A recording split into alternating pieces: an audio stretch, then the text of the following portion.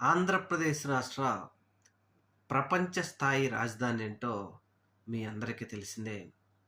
ప్రపంచ స్థాయి రాజధానికి ఒక చిన్నపాటి, కొద్దిపాటి వర్షం కురవడంతో, ఈ వర్షం నీరంతా కొండవీటి వాగు ద్వారా మన ప్రపంచ స్థాయి రాజధానిలోకి వచ్చి చేరడంతో, ప్రపంచ స్థాయి రాజధానికి బాహ్య ప్రపంచానికి రాకపోకలు కట్టయిపోయాయి.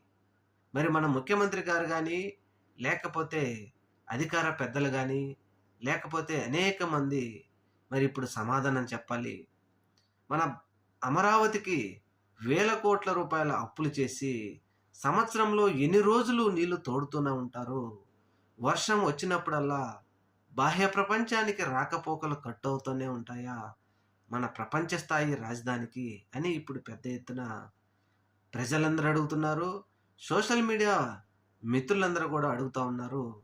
మరి మన ముఖ్యమంత్రి గారు ఏమని సమాధానం చెప్తారో చూడాలి.